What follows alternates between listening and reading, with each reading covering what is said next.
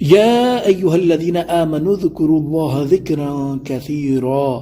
ترجمہ کنز العرفان، اے ایمان والو اللہ کو بہت زیادہ یاد کرو۔ اس آیت مبارکہ کے تحت ہماری تفسیر کا سلسلہ جاری ہے۔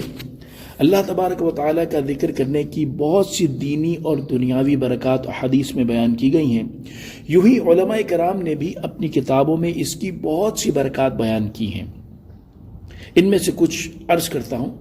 اللہ تعالیٰ کا ذکر کرنا اس کی رضا حاصل کرنے کا ذریعہ ہے۔ اس کی برکت سے اللہ تعالیٰ کا قرب نصیب ہوتا ہے، معرفت الہی کے دروازے کھلتے ہیں، ذکر کرنے والے کو اللہ تعالیٰ یاد فرماتا ہے، یہ اللہ تعالیٰ کے عذاب سے نجات دلاتا ہے، بندے اور جہنم کے درمیان آڑ ہے، ذکر کرنے والا قیامت کے دن کی حسرت سے محفوظ ہو جاتا ہے، یہ خود بھی سعادت مند ہوتا ہے اور اس کے ساتھ بیٹھنے والا بھی سعادت سے سرفراز ہوتا ہے۔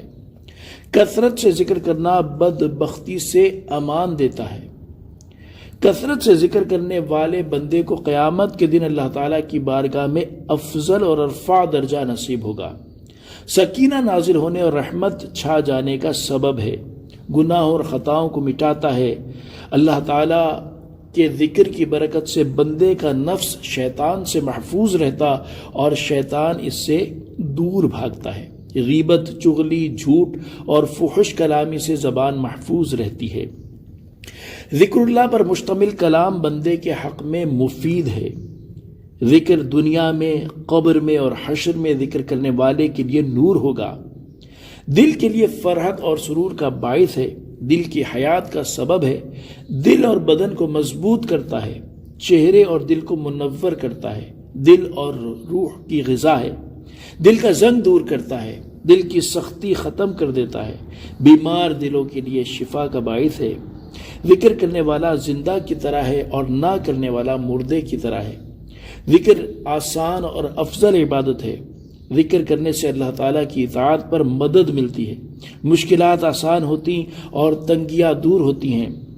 فرشتے ذکر کرنے والے کے لیے مغفرت طلب کرتے ہیں۔ کثرت سے ذکر کرنے والا منافق نہیں ہو سکتا، بندوں کے دل سے مخلوق کا خوف نکال دیتا ہے۔ ذکر شکر کی بنیاد ہے، ذکر کرنا رزق ملنے کا سبب ہے۔ ذکر میں مشغول رہنے والا مانگنے والوں سے زیادہ اللہ تعالیٰ کی عطا پاتا ہے۔ کثرت سے ذکر کرنا فلاح و کامیابی کا سبب ہے۔ ہمیشہ ذکر کرنے والا جنت میں داخل ہوگا۔ ذکر کے حلقے دنیا میں جنت کے باغات ہیں۔ وَسَبِّحُوهُ بُكْرَةً وَأَصِيلًا۔ ترجمہ کنز العرفان، اور صبح و شام اس کی پاکی بیان کرو۔ تفسیر صراط الجنان، ارشاد فرمائے کہ صبح و شام اللہ تعالیٰ کی پاکی بیان کرو۔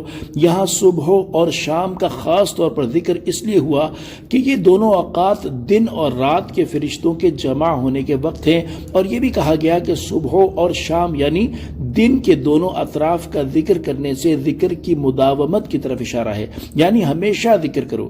نیز بعض مفسرین نے صبح و شام اللہ تعالیٰ کا ذکر کرنے سے پانچوں نمازوں کو ادا کرنا بھی مراد لیا ہے۔